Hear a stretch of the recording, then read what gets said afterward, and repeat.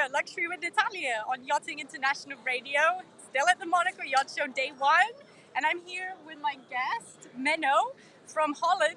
Hi. And Studio Delta is his company. So, Menno, thank you for taking the time out of You're most welcome. walking around and meeting people, great, beautiful around. How's the day going so far? Yeah, very well. Okay. Very well. It's a bit windy here, so hopefully we Yes. won't blow away. No. Whoa! So, Menno, we've known each other a couple of years. We met at the Super Yacht Forum in Amsterdam, Yeah, we did. where creative minds come together to network and be inspired by a lot of interesting changes in what's designed and all sorts. And you're an expert, of course. Tell us a bit more about what you do. Well, the bottom line is we do naval architecture. It means that we convert the nice and beautiful ideas that people have into actual ships and make sure that they're safe and sail as they need to. Right. So a couple of days ago, I'm not sure if you saw, it was with George Lucien, who's a new aspiring concept designer. Okay. And he comes out with some very interesting designs. But of course, a lot of the times clients might say, oh, that's what I want. But theoretically, in reality, it's impossible to actually have that. So what is it that you do, or how do you go about explaining to a client that's not going to float the boat? That's the worst question you can ask me. Really? Because clients, they have an idea of what they want, and they say, well, technically everything should be feasible. Mm-hmm. But fortunately, clients have technical people around them who can be more convincing than we very often can be. But how do you go about it? Well, firstly, very gently. You don't want to, you don't want to spoil their dreams. And then bit by bit and part by part, you start explaining why things will not work, and very often it's more on the regulatory side than anything else. Right. So yeah, it's really a long walk to take. Mm-hmm. And how has yachting changed in, say, 20 years? Design-wise. Design-wise, well, we have a big improvement in sensible regulation. For one thing, we have expanded the amount of regulation also for passenger yacht code. That's on the boring side.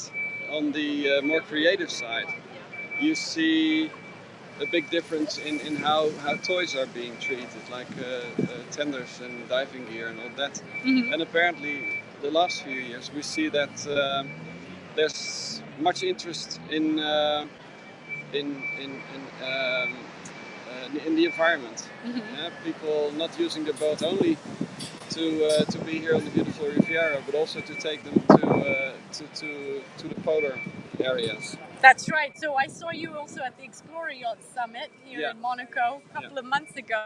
And it's true, many more yacht designers rather, and shipbuilders are getting more conscious about bringing those vessels to places that are very hard to reach. Yeah. And how is that affecting your business, per se? The requirements of the vessel become different because you need to carry more stuff on board for a longer stay on board. That's the most obvious thing, of course. In general, people are looking for larger tenders as well if you're staying away for a longer period. And so you see more space on board for tenders, mm-hmm. and for other materials to experience actually the life and not just be on board. Yeah, for sure. And as this show is called Luxury with Natalia, I asked the question, what is luxury to you or your business, or in general, how do you define that? For the business, I think this luxury is, first of all, it's quality. Because if stuff breaks down while you're on board, well, that's a sad given. Secondly, of course, it's comfort.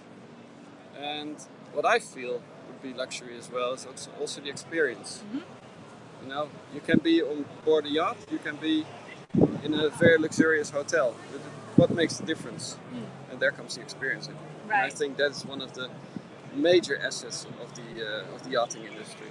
And we're surrounded, for sure. And we're surrounded with these floating palaces that kind of make that experience true. Yeah. And what's your favorite at the show? Have you seen anything that's come to mind and goes, wow, that's mind-blowing? I'm really into it. Well, what is mind-blowing this year is that we have quite a big number of very tall ships. Opposite of the quay here is a few boats from Lursen and Abeking, if I'm not mistaken. And the size of that is quite impressive. So they get bigger and bigger every year? They do get bigger and bigger every year. Is that a slowly. positive, do you think? Well, who am I to judge?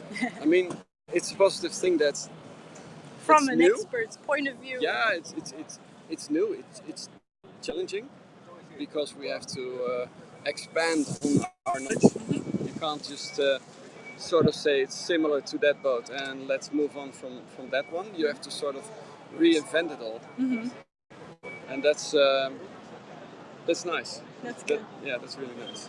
I've seen some interesting tenders going through the port also. Yeah. A lot of green. We're talking about environmentally friendly or a bit friendlier, which is maybe it's a paradox to say that yachting is green. What do you think? Yes, it is a paradox, of course, but life is not green. We've got green behind us though. If you see, it's absolutely gorgeous and it's really windy. The good thing is that the weather is keeping. We heard there might have been some rain coming, but thankfully that is not the case. No. So Menno, I appreciate your time with us today. Welcome. And hopefully we'll see you around the show to get some more insights. It's just off the cusp of it. I will be doing little mini presentations as I come through the show too over the next few days. So keep tuned in. Tune in on Yachting International Radio with Luxury Natalia. Thanks, guys. Bye. Bye. Thank you.